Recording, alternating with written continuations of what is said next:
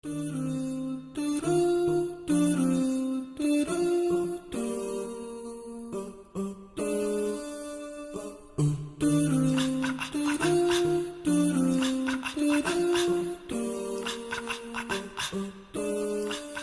everyone, welcome to another episode of Business Hour. I'm your host Umar Rashid, and today I have a business entrepreneur by the name of Zhagum Arshad. Zhagum, brother, assalamu alaikum. Wa alaikum salam. How are you? Alhamdulillah, thanks for having me on. Good. Are you local, Birmingham? Yeah, born and bred. This is a city we can't leave.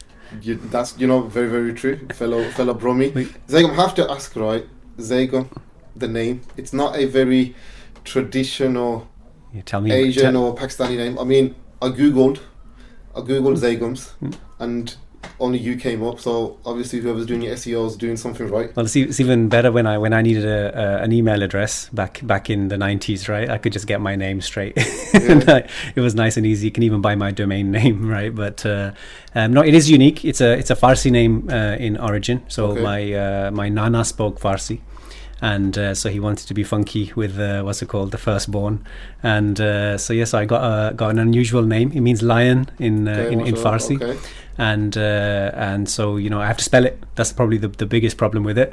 Is it's spelled a bit funny as well. So I'm always spelling it. I spell my name like 10 times a day. Anyone I speak to, spell it out.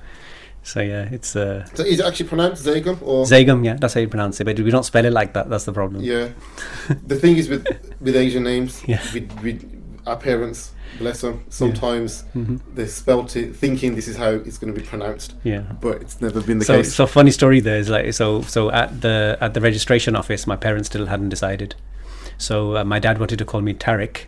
And I've got an uncle called Tariq, right? So my mom was like, and just a disclaimer, we've got nothing against Tariqs. Any Tariqs who are listening, we've got nothing great against guys. you. Yeah. So they were still arguing about it, so they hadn't even thought about how to spell it. So I ended up with a. I get similar as well because Umar, my parents spelled it with an O. Yeah. And obviously you get variations. It could be a U and then it's UMER, or mine is OMAR. So it is Omar. Literally, it is Omar, but it's Omar. But it is what it is. But we live in a country where names now, they're just so random, spelled in so many different ways. But we kind of get to know. Okay, we know that's an Omar. Zhagum. Tariq. It's more accepted. It's more accepted now, right? So people used to actually really struggle to pronounce like ethnic names, right? Now people will go maybe out of their way and ask you, sort of, how do you say your name? And it's not, it's not uncomfortable anymore to ask. Yeah, I do the same, with so many nationalities in Birmingham. I've been interviewing people this week, and I can't believe sometimes, the various people in our city, and there's little, enclaves of different nationalities that you just think, wow, you exist in Birmingham.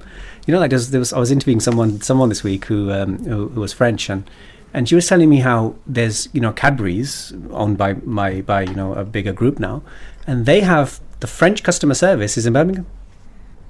I was like, what? Really? So there's a whole load of French-speaking people working and other countries working in Birmingham dealing with the French market, and so yes, there's jobs for people with those language skills. It's interesting, It is. Talking about business, so mashallah, you're a business owner. Is best way to describe you a e-commerce business owner? Is that the best way to? Maybe we can call it e-commerce and manufacturing. E-commerce manufacturing. So we now it's more defined as we're known as direct-to-consumer companies. Okay. So we manufacture our own product, design our own product, manufacture it, and then supply it direct to consumer. So that's what direct consumer. Yeah, and it's a big thing now because it cuts out absolutely everybody through the middle. So you don't need wholesalers, you don't need distributors, you don't need retailers. You're going direct to consumer, and you can react to consumer demand and tastes really quickly. So new trends, we're on it like super fast. It's literally design it in the morning, put it together in the afternoon, and have it on sale. So you literally do all of that. Yes, all that's done. To kind of. Okay. So how is Brexit? Has Brexit affected? Brexit has had an effect because we couldn't now send our products into Europe. So that's had an impact, and so we've actually had to go and open our own place in the Netherlands, which is where I'm going next week. So we've been setting up this warehouse for the last 3 months. It goes live on Monday, So some of us are going over from the company to make sure it's a smooth transition. But we'll be now fulfilling orders from that warehouse all across Europe. So we've had to make. I mean, that's a big investment to make, and it was thought through really carefully.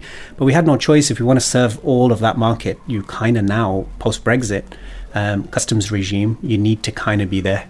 Mm-hmm. So, which is sad, really. Those jobs would have been in Britain, really, if this Brexit hadn't taken place. The irony, isn't it? Yeah, it is, But then there's positives in a sense as well. Our European competitors can't send goods into the UK. So we're competing with companies online on, for example, garden products that we specialize in as well, and they can't send products in. So we've got less competition on some things, but then we don't have access to all of those 26 countries of the EU, which we've got to go back in there to get. So how did it all start, Zhagum? Did you want to go into business, or did you want to be an employee? How did it start? I think originally I did want to go into business. I think I've always been entrepreneurial, I think, from an early age. I was the kind of kid that sold products and sweets in school. This is classic, right? So many people say this. Yeah. But I used to do this, and I don't know why. No one told me to, and I just thought, I saw an opportunity and I would do it. If it was a school sports day in primary school, I'd be going into school with 2 bags of sweets from the shop on the way to school. Making a profit. So these are things you just kind of innate within you. You end up doing it. So I was always entrepreneurial, but then the journey really kind of started from starting a business from home. And funny, because things work out the complete opposite of sometimes what you intend. The original intention was, if I had an online business, I can work whenever I want and I can spend time with the kids. And that's actually the complete opposite. You end up working all hours, and probably seeing even less of the kids than you expected. But that was the journey. Was like, I want to start something from home, and online was taking off. This was sort of the mid 2000s, and I was thinking. How old were you then? I was about by this point I was about 26. So I'd been in the family business for a few years already, but I wanted something of my own. Just I want to do it. And I remember when I started the company we run now, I started the whole thing with £200. So initially you worked in the family business. Yeah. You then moved away from the family business and started your own. Yeah. So how did the family take it? How did your mom, dad? Fine. Yeah. No, they were okay with it. Yeah. I think we're probably an entrepreneurial family anyway. So I think everyone understands that you've got to kind of chart your own path. And find what kind of resonates with you. That kind of industry I didn't feel, it was for me. So I wanted to kind of do something. And plus you kind of, as an entrepreneur, often you kind of want it to be your own kind of creation. You want to be able to do something with, your own hands and be able to say, I started this thing. Probably that's over time, I probably look back and think, oh, that's worth less than I thought at the time. But, it was an itch. And you wanted to kind of just make your own mark. Okay, so you said you started with £200. So sometimes you hear these stories of entrepreneurs. Yeah. They started in sometimes I started in my basement. Sometimes I started in my room. I started in the back, the boot of my car. I had £100 and I started off, and it then goes into multi-millions or is this literally another case of this? That's how it all started with you? It really is, and I suppose you don't think that far ahead at the time. You try and pay your bills, I think, in the early days, and so when we say £200, that's the starting point, and you go and buy some products. And in those days, I think you could just go and buy some product, turn the 200 into 400, and then you kind of say, okay, now what? By the point at which you outgrow the space. So you mentioned garages, and my company started in the loft of the house, and so there it was, and it filled up. And within I think about 3 months, I had really good shoulder muscles from carrying stuff up the loft ladder, and then but on the other side I could see that this was working. So I was like, okay, I'm going to need a little unit.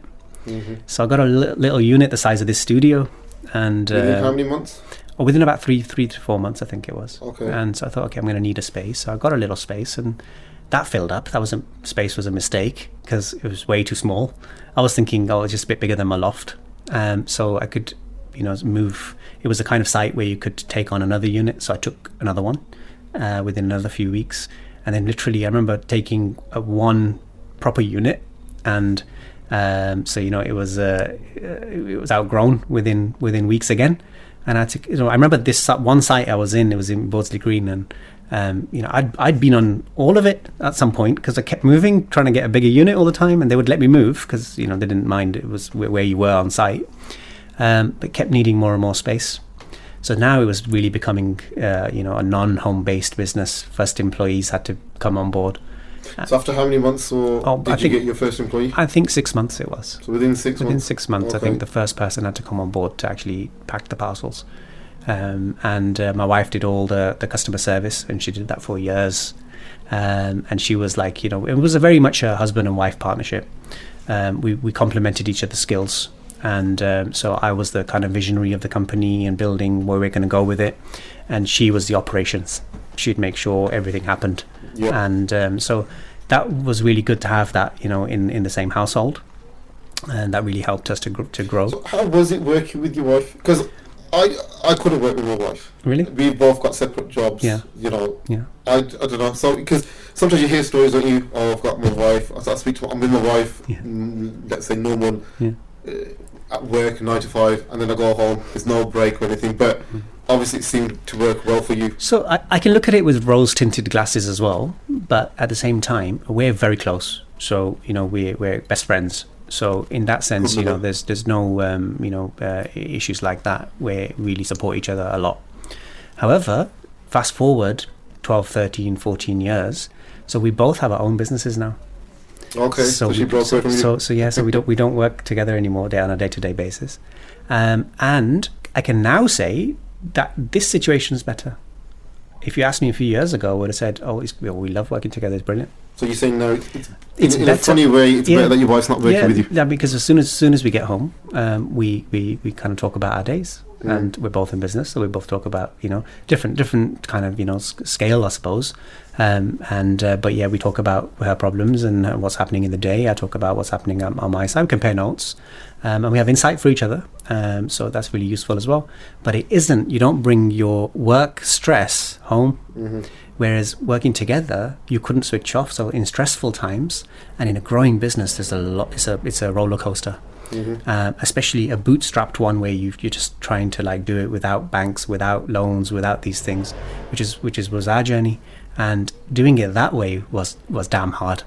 So obviously one of the challenges as Muslims we face is if we do need investment, if we do need capital, if we can't, we know that we can't go to the banks because of the whole interest thing. Mm-hmm.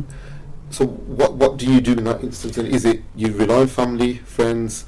Do you sacrifice? Do you I'm guessing that was a challenge you eventually faced. Huge. I mean, not even eventually, from very early on. Yeah. And there were so many different factors.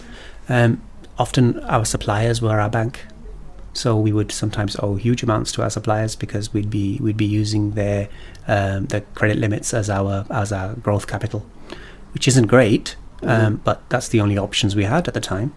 So a lot of stress associated with that. If you have a quiet period, then you know how you now need to be paying, and so it can be quite difficult. But I didn't go to the banks, and it was tempting.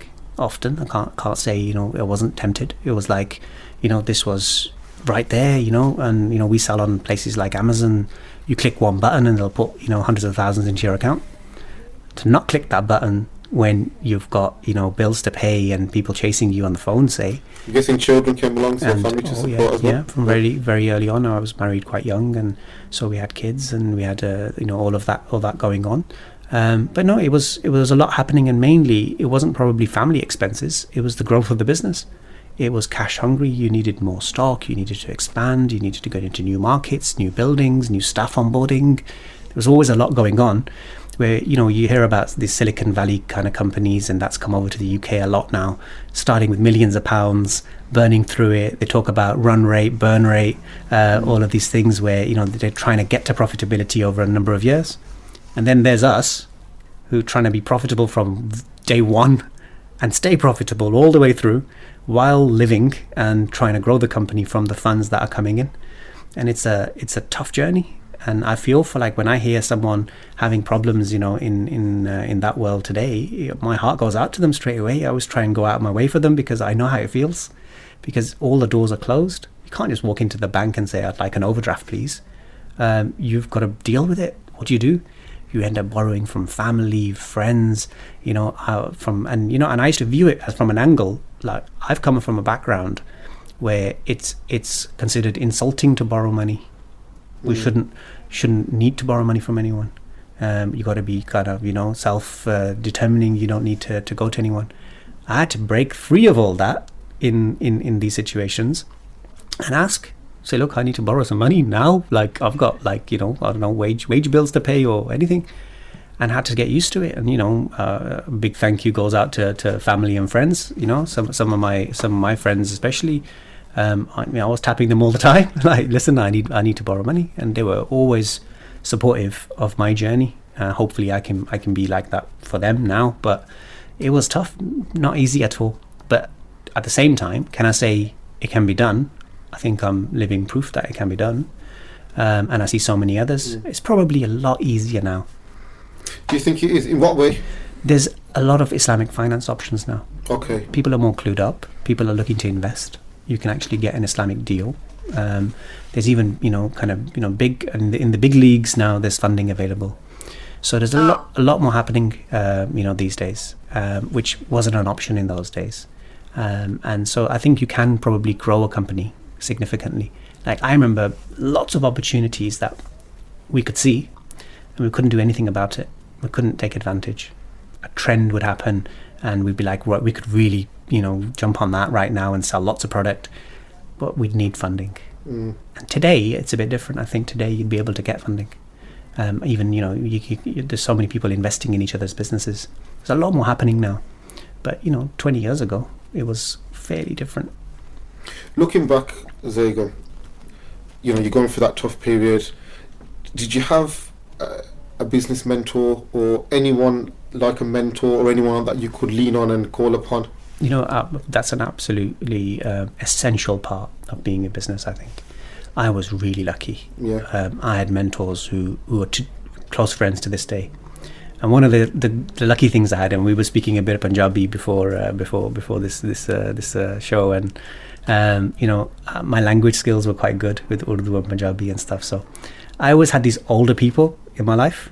Uncles? Like, kind of 20, 25 years. Not quite uncles, maybe, but they were good 15, 20 years older than me. So, Baijan, big brothers. Yeah, big brothers, really. And I didn't have an older brother, so I always sought out these characters, even from school days.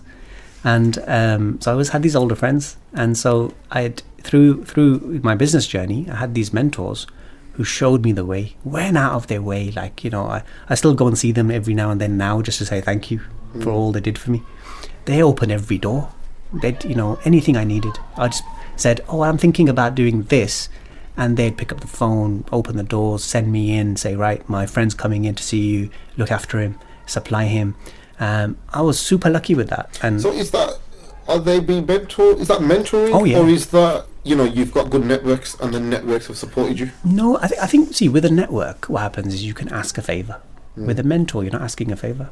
They do things for you, okay, because they want you to become better than them.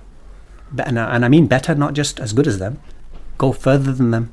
So one of my key mentors from my early business journey was a supplier as well. But to this day, we have each other's back. So he opened doors for me all the time. He wanted me to be successful, warned me. So many things he told me, don't do that, don't do this. And I wouldn't listen. I'll be like, no, but I think I know better. You're past it. Yeah. You've done your thing. Now it's my turn, right? I kind of know better. And he was right, always right.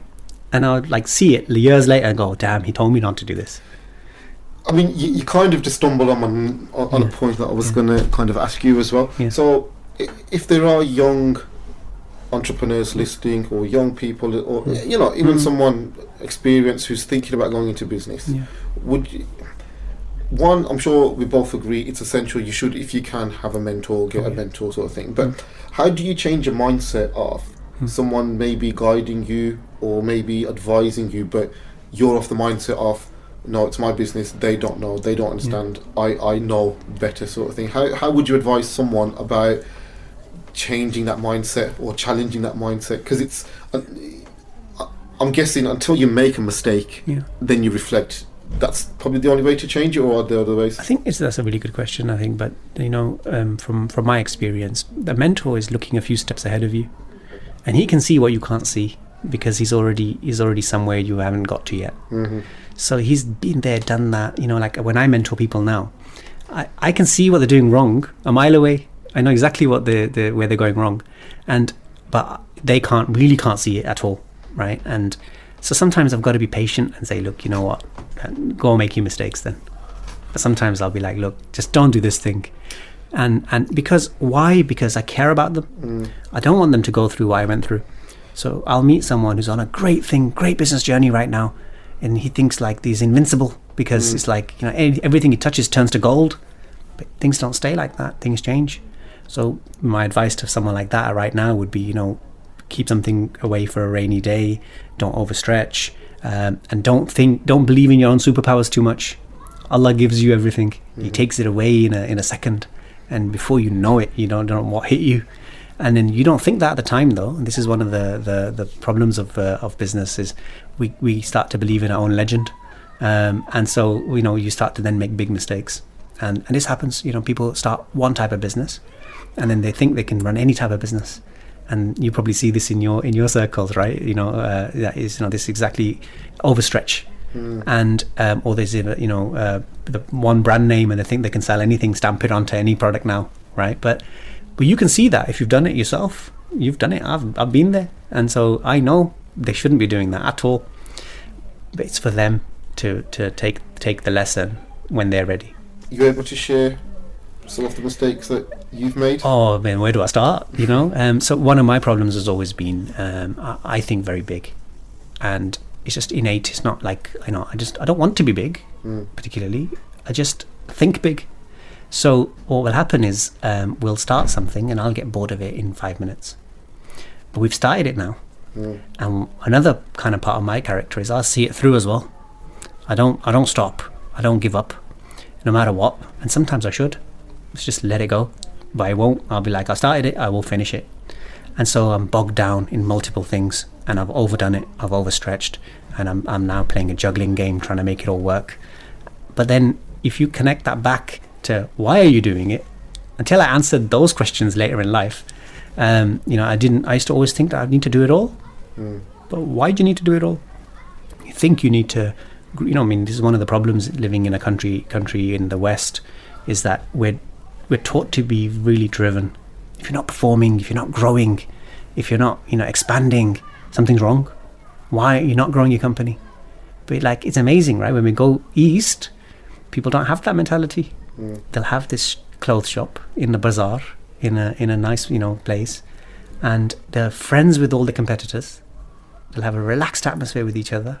Cover each other. If someone goes, they'll say, keep an eye on my shop. If they haven't got a product, they'll be like, get it from next door, or they'll get it for you. And you think, why do they have that? We're trying to kill each other over here. You've got two people with a similar type of factory, and they hate each other. Yeah. But why? Right? If you can be the opposite, I've got this new policy where whenever someone new comes into my market, I call them and welcome them and say, if I can help in any way, let me know. And it takes them off guard. Because they don't expect it. They think that I'm going to be, out to destroy them. But I'm kind of thinking from an abundance mindset. There's plenty for everyone. Let's all 100%. enjoy it. I always say there's enough for everyone. Yeah. And alhamdulillah, there is. Then just one question just before we go to a break. I always find some business owners sometimes find it difficult that once they get to a stage and they've recruited staff, to let go of things and to trust their staff to do it. Did you experience that, or was you very much, it was easy for you to just say, okay, you do it and that's it? I'm a bit the opposite, I think. As I can let go really, really easily. Maybe what I need to be better at is structuring it well for them. And that's the skills I'm working on all the time. So I need to be better at that. But I don't have a problem letting go because, like I said, I like to think bigger. So I'm always looking at I need to, as soon as I start a task, I'm thinking, how do I get someone else to do this so I can not do it anymore and I can go and do the next thing? So I often meet people who struggle to let go and recruit and trust staff.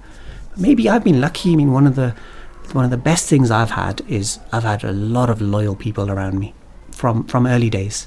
But is that maybe because maybe that's the way you have been, i.e. your personality, i.e. you've been trusting, you want them to succeed, you show them the vision. Sometimes some people might be more receptive that if you've let them, you trust them, they're going to be loyal. If there's lack of trust and there's micromanagement, then you're always going to have people. I think it helps. A bit hesitant, yeah. I think it helps, but we're on Unity FM, and one thing I think I can comfortably say here is I know Allah sends me who I need. I believe that, and sometimes I'll just do a dua, that send me who I need, and someone will fall into my lap the next day without recruiting, without interviewing, without doing anything. Who's the best guy at that thing, and they'll never leave again, and I know Allah sent that person to me. And you'd be surprised, some of my top people never interviewed. Just came. They just strange, right? I was thinking about it the other day. There's people who are star performers in our company who just walked in the door one day for some other reason, and then I went, oh well, you'd be quite good at this. And they were like, let's do it. Alhamdulillah. Zhagum, really insightful, really insightful. We're just going to take a short break now.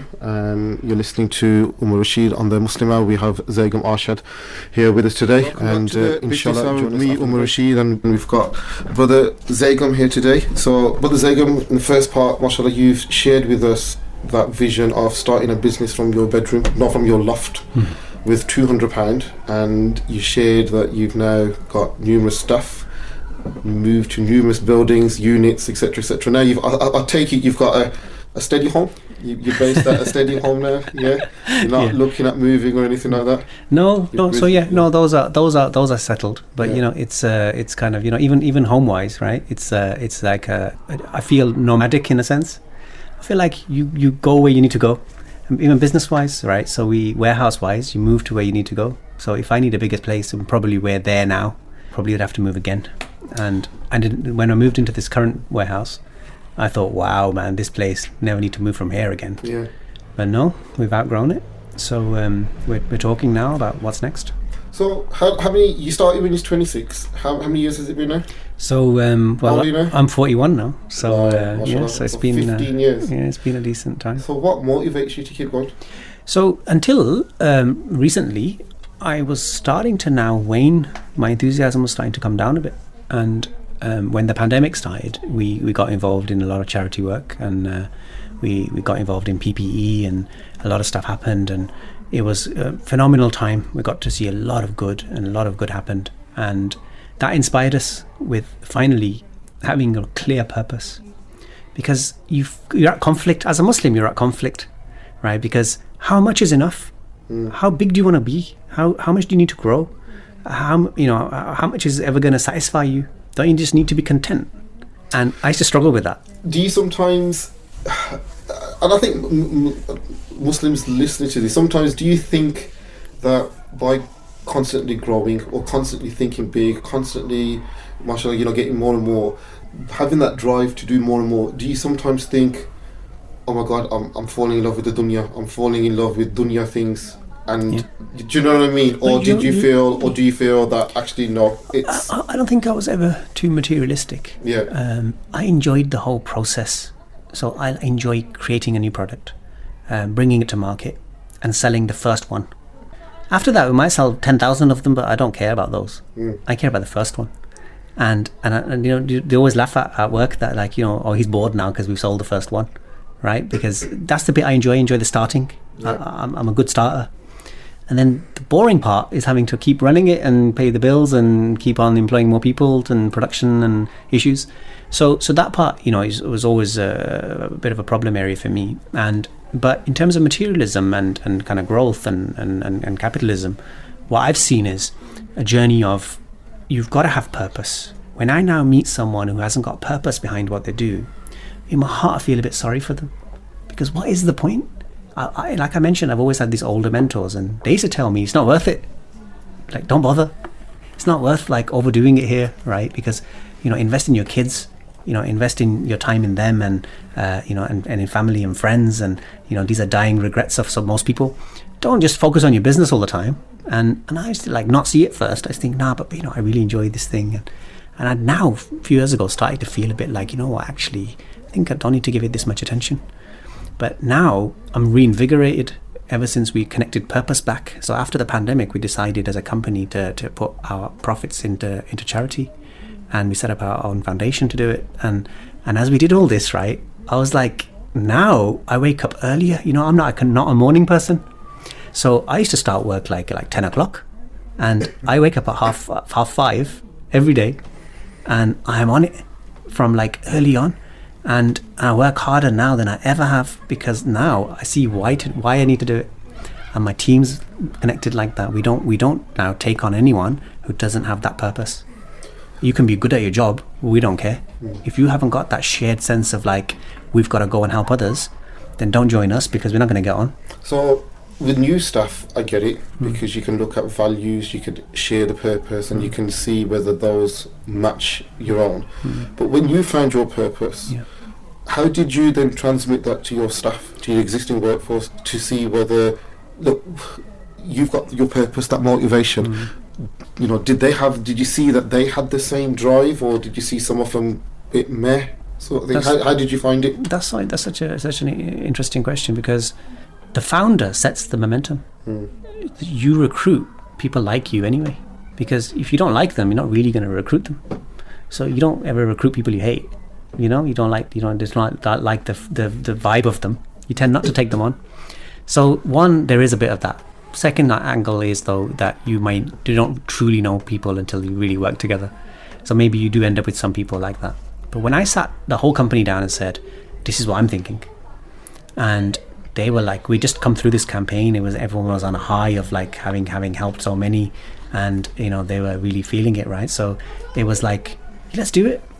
There were one or two who said, nah, not for us, and they ended up leaving, and it was fine, right? So you leave as friends, it's not an issue, because it's not what they want to do with their life. But the rest, the ones who stayed, were like, reinvigorated completely. The new people, you're right, they join now. We can really, feel them out on their values first. But the existing people, over this many years, you become like each other. We spend the whole day together, right? What's going to happen? Osmosis. You're going to pick up values from each other. And if those were good values in the first place, you're practically all the same person.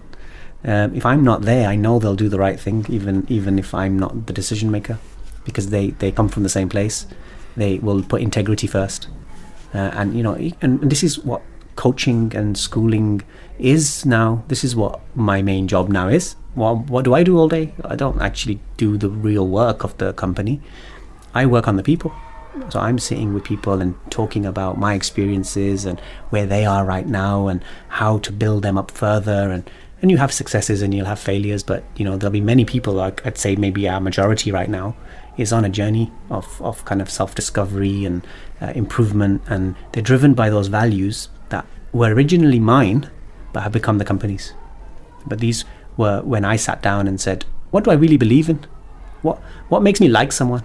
So if you see someone who's got a passion for learning, is always learning new things, right? You're one of those people, right? So you like to learn new things. Every time I meet you, you'll have like gone off on some new path somewhere and learned some new things, right? That's what you do. So we can get on because of it.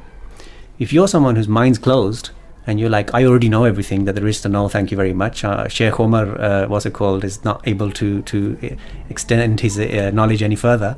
We're not going to get on. And so that's a value for me, being willing to learn. So I can now sense that in people I employ straight away, and it exists amongst our team, and that's then how we're able to work it. If there's any Sheikh Umars listening, nothing was directly at you. Okay, so Subhanallah, so you found your purpose, and now you feel more energized, more motivated. Have you seen a difference in the whole business operations and how you deal with things? Do you now do certain things differently, or have you implemented some new things as well? Yeah, I mean, I think probably the biggest key factor here is the fear went once we had purpose. I used to be afraid of growing too big. I won't be able to handle it. How will we cope, and how do you finance it? All of this stuff were big worries. And then once purpose connected, so now who's looking after my interests, right? So I believe now Allah's with me. So if I fail, it's because Allah wanted me to fail in this thing, wanted me to do something else maybe. So I became a lot more fearless, and that anxiety left me, and I was like, and it left our team. The team started to think bigger. And then now when somebody would say, I think we should do this, literally the other day someone said, why don't we open a base in Turkey? And I was like, in my heart I first thought, what are you on about? Turkey? And I thought, why not? Why not? Why can't we dream big? And so we started to like actually investigate it, right? So these are things now, because the team's on a spirit of, we're going to grow it as big as we can, because we're kind of giving what's it called, our that share to Allah subhanahu wa ta'ala, inshallah, right? That's the aim, and so we see that good happening, and we're like, keep going, do more. And how will we now ever be stopping us, or when are we going to say we're satisfied? Never. We'll work till the end. I don't think I'll ever retire, because we'll go until we can't do it anymore. Because the idea now is to leave that legacy in the world of good, and a team of people that can continue it.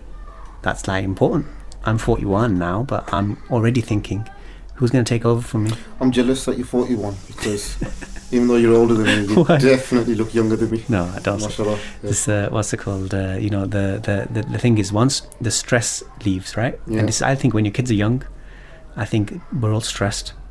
Life's hard, right? My kids are older now, and it's easier. So do you see a future where your kids are working for your company and taking that forward on, or would you want them to find their own purpose and their own? I'd love them to take over. Yeah. My wife wouldn't.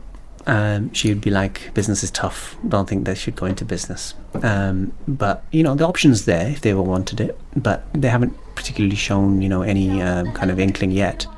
You've got to leave the kids free to do what they want. They've got to find their own path, because I go to work every day. I wake up early for it. I put a lot of hours in. I love it. It's never work. I never have looked. I can't remember last time I ever looked at a clock at work and thought, oh, what time is it? Unless it was like, oh, I'm going to miss my prayers or something, right? And that's like the only time. It's never like, I've never ever been bored, ever, all these years. Never once have I gone, what should I do? I've never felt that like kind of fed up of a task, or it can be the most mundane task. I'm there like loving every minute of it. And so, and the people then are of your own choosing. So you've built a team that you get on with. So if we don't see each other for the weekend, we come back in on Monday, we've missed each other. And like we have to have a catch up, like properly have a catch up, like what's going on, what's been happening. One of our guys today came in and he's been off sick for 3 days. I literally had to like cancel a meeting because I wanted to have a catch up, because it was like, I've missed him, right? So that's the privilege of being in business. You surround yourself by who you want to be with, and you're seeing them grow. Even when they leave, somebody's leaving this weekend, and I've seen them grow through that. So essentially, what you're saying is, and as simple as it sounds, but I think a lot of business owners will probably struggle. But what you're saying is that if you're looking to start out in business, or you have a business, clearly define what your purpose is. Clearly define, look, why are you doing this? Communicate that to your staff, to your workforce. Get them to believe in it. Get them to, or make sure you've got the people there that believe in your purpose and are, with you with that purpose. And inshallah, if everyone's on sync, then you're going to be flourishing out. It sounds very, very easy just saying it like that, but I'm sure you can imagine it's going to be difficult to implement, isn't it? I'd say it's easier than you think. You've got to define it. Most of us don't define it. I think that's probably the difficult. If you ask a lot of business owners, I get asked as well sometimes, what that saying, what is your why? Do you know what I mean? I can't remember which book it is or whoever said it, or but there's always that question that goes around in it. Define your why. What is your why? Essentially, you've done that. You've found your purpose. I think a lot of people, if you ask them, they honestly wouldn't know, or their why may well be, I just want more money, or I just want to be successful, rich, have enough. But by the looks of it, that probably isn't their real why, or they haven't looked deep enough to say that actually that's my why, that's really my passion. You're right, and it's a tough question for so many people. I feel privileged that I've got it, because I think to myself, when I'm asking my staff to really pull out the stops and work hard, we've got Black Friday coming up, and we're like, guys, we've got to make this happen, right? Pull out all the stops. they know that I'm not saying it because I want to be rich or something. I'm not doing it. I'm not saying to them, make me money. Yeah. I'm saying to them, our shared purpose and goal, right? We want to be able to do this next project. Let's do it, right? Let's all go for it so we can fund it. And they're all on it, doing it. You know, I leave work first every day. When I leave work, no one has left. I get up, it's the end of the day, I pack my bag, I say, see you later, guys. And they're all still sitting there, still working. And sometimes I'll, like, what's it called, forget something, come back an hour later, right, past work, and they're all still there. And I'm like, go home. And they're like, but why? Because they've got purpose behind what they do. And I feel sorry for anyone who's recruiting or trying to retain staff or build a company who hasn't got that yet. But maybe they're not there ready yet. I only got this recently. I haven't always had it. Yeah, which is key for someone. I mean, if people are listening, not to get too despondent. Like you said, you've been doing this for 15 years, and maybe after 14, 13 and a half, you've probably really found your true purpose, your true why. And who knows if I'm truly there yet? You know, maybe I'm still evolving. So it's a journey, and it happens, and we can't ever look down on someone else and go, well, I think I'm better than you now because I've done some thinking. You know, Allah gave you the ability to go and do some thinking because your bills were paid. So, you know, you had that chance to actually go and really develop it out and, you know, and think it through. So, and you were surrounded by the right people who kind of encouraged you on that journey too. So there's a lot of that. But once you've got this purpose, vision, and, you know, our vision, like, for example, is planned out next 10 years, 20 years. Somebody recently said to me, you're not thinking big enough, think 300 years. And I kind of didn't know how to handle it. I was like, 300? What does that even look? But so he's talking about generation, like your next generation's following that legacy. He said, think really big, right? Yeah. And so I thought, wow, right, that changes how I would work today completely, wouldn't it? I'd have to put something very different in place for it to continue that long, and have a good purpose to it. So, but you define those things, and then your values have to be your true values. If you stripped everything away, you put someone on the spot, what will they not compromise on? That's a hard question, right? Because like at that point, people are willing to compromise anything, right? So what would you never let go of? I'm not going to let go of this issue. I'll go and beg on the street rather than do that. That's a value. And then once you've got those defined, you've got some other, and there could be loads, it could be one, but whatever it is, right? Then that you can be authentic about it. You can say, I believe that, and people believe that you believe it because you live it. Once you've got that, then the next step, I'm gonna give you a few strange kind of tips, maybe from experience of like kind of what I've seen, is communication is massive. You've got to have communication. I was talking to another business recently, and I was telling them, you know, when do you guys meet and talk about your business stuff? And they said, oh, you know, every few months we talk about it and we get together and have a meal.